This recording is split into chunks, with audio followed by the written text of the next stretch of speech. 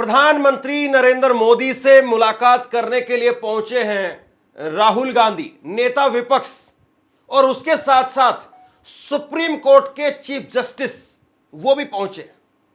आखिरकार इनके पहुंचने के मायने क्या है, क्या बताया गया है, ऑफिशियल जानकारी क्या है, इस पर बात करेंगे। और इसके साथ साथ एक और बड़ी खबर निकल करके सामने आ रही है। गृह मंत्रालय की तरफ से निर्देश दिए गए हैं कि 7 मई को, यानी 48 घंटे के अंदर अंदर 7 मई को पूरे देश में सभी राज्यों में मॉक ड्रिल की जाएगी, ब्लैकआउट की एक तरीके से प्रैक्टिस की जाएगी।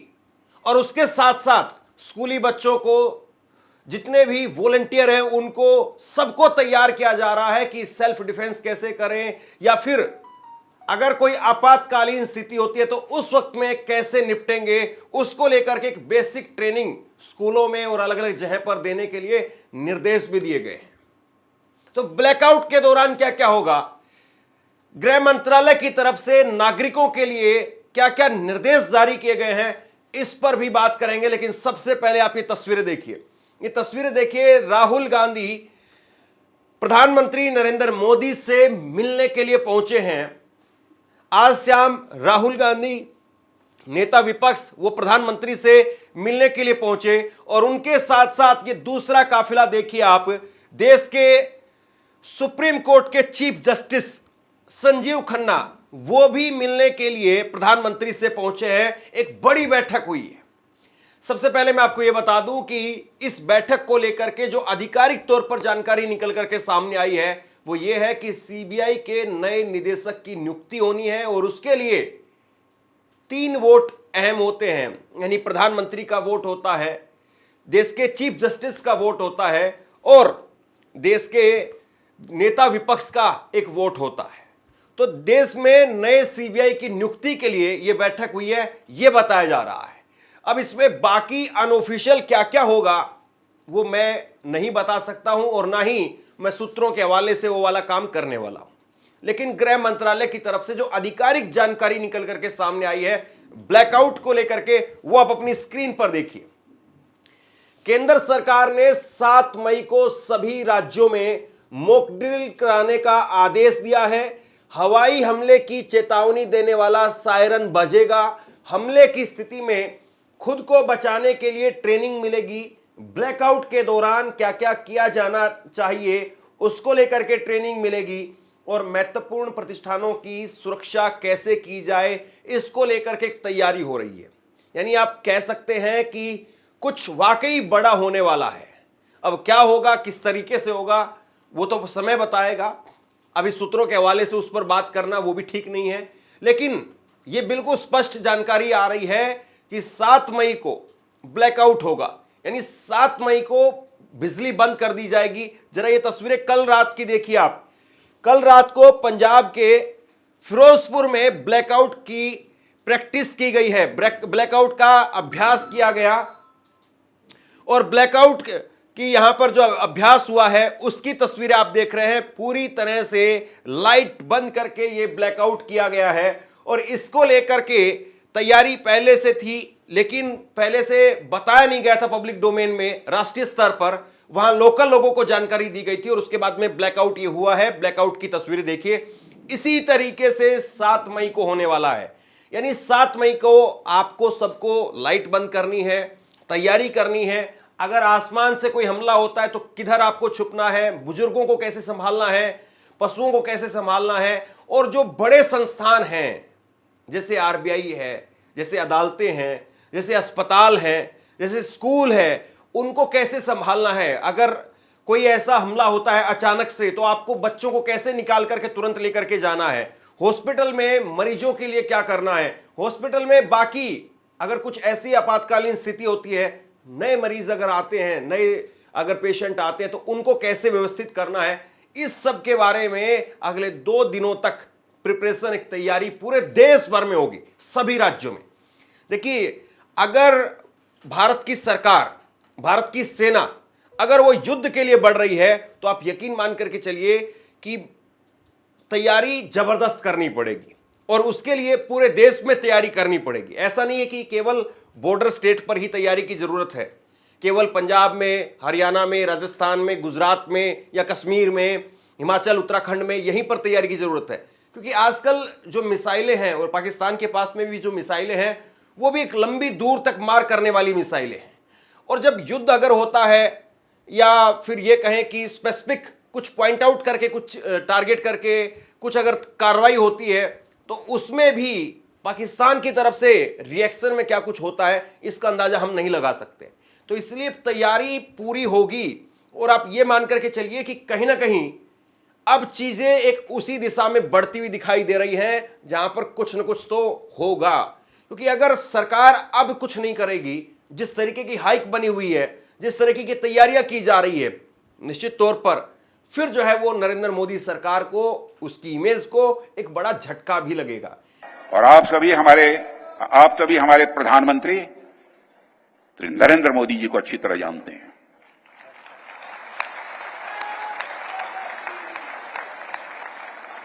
उनकी कार्यशैली से भी अच्छी तरह परिचित हैं, उनकी दृढ़ता से भी अच्छी तरह परिचित हैं।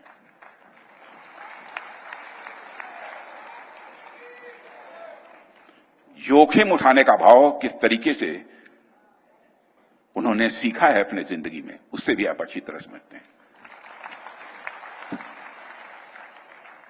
मैं आपको आश्वस्त करना चाहता हूं, प्रधानमंत्री मोदी जी के नेतृत्व में जैसा आप चाहते हैं वैसा होकर रहे।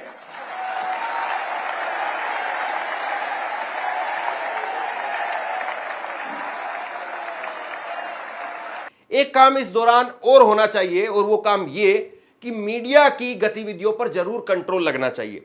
आप जरा देखिए, एक बार एक छोटी सी झलक मैं आपको दिखा रहा हूं, रिपब्लिक भारत किस तरीके से गैर जिम्मेदाराना रिपोर्टिंग कर रहा है। जिस वक्त में हमारी आर्मी के जवान आगे बढ़ रहे हैं, वो रिपोर्टिंग दिखाई जा रही है। कहीं और टीम्स जो है फोर्सेस की, वो इन घने जंगलों में पहले से ही है, लेकिन कुछ और भी टीम जो आ गई है स्पेशल ऑपरेशन ग्रुप की, वो अभी यहां पर मौजूद है। अब एक दूसरा बड़ा काम जो इस वक्त में जरूरी है, वो ये है कि हम सब एक रहें। ये अक्रॉस द पार्टी लाइन, ये सबको तय करना है। और नरेंद्र मोदी को भी अपने लोगों को समझाना चाहिए कि इस वक्त में क्रेडिट लेने वाली बात, जयकारे लगवाने वाली बात या नंबर बनाने वाली बात नहीं है, क्योंकि ये देश की बात है। सरकारें आती हैं, जाती है, देश रहता है। देश ने ही पहले भी युद्ध लड़े हैं, देश ने ही पहले भी विजय प्राप्त की है, सेना ने विजय प्राप्त की है। जाहिर सी बात है, जो तत्कालीन प्रधानमंत्री होता है उसका एक नाम होता है, लेकिन इस बीच में कोई ऐसी हरकत नहीं होनी चाहिए कि हम देश में ही बंटवारा कर दें, देश में ही अपने ही लोगों को टारगेट करने लग जाएं। यह काम नहीं होना चाहिए। और दूसरा काम यह भी कि वाहियात तरीके की गतिविधियां भी नहीं होनी चाहिए। अब जरा एक ये तस्वीर देखिए, आप ये तस्वीर देखिए, बीजेपी के अध्यक्ष रहे हैं रैना, और ये रैना साहब जो हैं वो सुरक्षा बलों को अपने साथ में लेकर के और रील बनाने का काम कर रहे हैं। ये जम्मू कश्मीर के बीजेपी के अध्यक्ष रहे हैं, एक बहुत बड़ा फेस है, लेकिन आप देखिए कि किस तरीके का गैर जिम्मेदाराना काम ये कर रहे हैं। सेना के जवानों के साथ में इस वक्त में ऐसी तस्वीरें नहीं आनी चाहिए, क्योंकि जो हमला हुआ पहलगाम में, वहां पर लोग सबसे बड़ा सवाल यही खड़ा कर रहे हैं कि आम लोगों के लिए सुरक्षा बल क्यों नहीं तैनात थे। और ऐसे में अगर आप ऐसी तस्वीरें बना करके पोस्ट करते हैं, खुद से ये रैना ने वीडियो ट्विटर पर पोस्ट किया है, ऐसी तस्वीरें अगर आप पोस्ट करते हैं तो जाहिर सी बात है लोगों की एक नाराजगी दिखेगी। और इस वक्त में बीजेपी की जिम्मेदारी है कि वो सबको अपने साथ में लेकर के चले। जो सरकार में होता है, जो जिम्मेदार भरे पद पर होता है, जिम्मेदारी दिखाना पहला उसका काम है। और इस वक्त मैं ये पूरी जिम्मेदारी से कह सकता हूं कि विपक्ष के नेताओं ने कमोबेश इस मौके पर सरकार के साथ में जिस तरीके से अपने आप को स्टैंड करके दिखाया है, ये अपने आप में बहुत बड़ी बात है। लेकिन अगर आप ऐसा काम करेंगे तो जाहिर सी बात है विपक्ष फिर आप पर सवाल खड़े करेगा। हर किसी पर सवाल उठाने वाली भारतीय जनता पार्टी सर्वप्रथम तो आज कान पकड़ के इस देश से माफी मांगे। माफी इसलिए मांगे क्योंकि उनके बड़े वरिष्ठ नेता, जम्मू कश्मीर के अध्यक्ष रह चुके बीजेपी के कार्यकारिणी के सदस्य रविंद्र रैना ने आज एक रील पोस्ट करी। वो बर्फ पर अटखेलियां कर रहे हैं, 10-10 सुरक्षा कर्मियों के साथ रील बनाकर डाल रहे हैं। 2000 पर्यटकों के लिए एक सुरक्षा कर्मी नहीं था और रविंद्र रैना के साथ 10 सुरक्षा कर्मी कर्मी रील बना के डाली जा रही रविंद्र रैना के द्वारा। क्या यह सही है?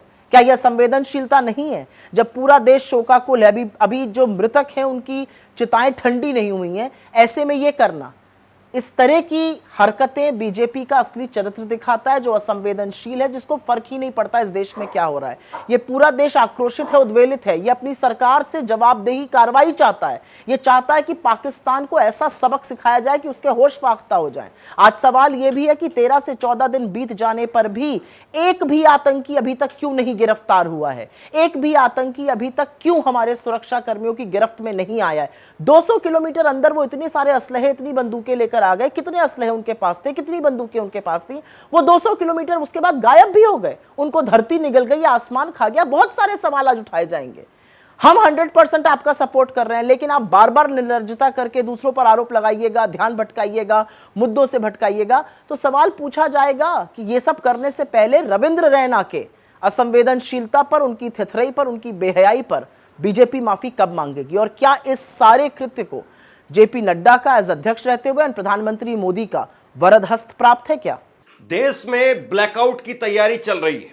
देश में लोगों को किस तरीके से सुरक्षित रखा जाए, आपातकालीन स्थिति में, इमरजेंसी के हालात में कैसे जो है लोगों को सुरक्षित रखा जाए, खासतौर पर बुजुर्गों को, खासतौर पर उन लोगों को जिनको रेगुलर हॉस्पिटल जाना होता है चेकअप के लिए, उन लोगों के लिए कैसी इस वक्त में व्यवस्था बनाई जाए, इसके लिए तैयारी चल रही है।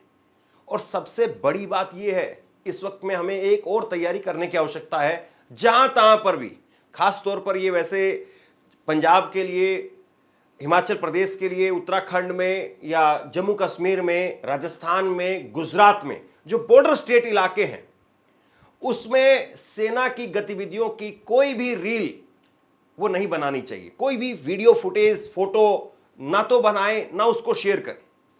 अगर कोई आपको दिखाई भी दे रही, कोई रील आपको दिखाई दे रही जिसमें सेना जाती हुई, आती हुई दिखाई दे रही है, उस रील को आप लाइक मत कीजिए, क्योंकि उस रील से यह होगा कि वो तस्वीरें वायरल होती होती पाकिस्तान तक पहुंच जाएगी। और पाकिस्तान इस वक्त में भारत के सोशल मीडिया को बहुत गौर से देख रहा है और वहीं से जानकारियां ले रहा है। तो ऐसे में हम सभी को, नागरिकों को, एक बेहद सतर्क नागरिक के तौर पर अपना परिचय देने की आवश्यकता है। मुश्किल वक्त है, नाजुक वक्त है, और इस वक्त में जब देश की सरकार, देश की सेना अगर वो वाकई एक निर्णायक कदम की तरफ आगे बढ़ रहे हैं, एक बड़े फैसले की तरफ आगे बढ़ रहे हैं, तो ना केवल विपक्ष को बल्कि आम लोगों को भी, पत्रकारों को भी, सबको इस नाजुक वक्त में सरकार का साथ देने की आवश्यकता है।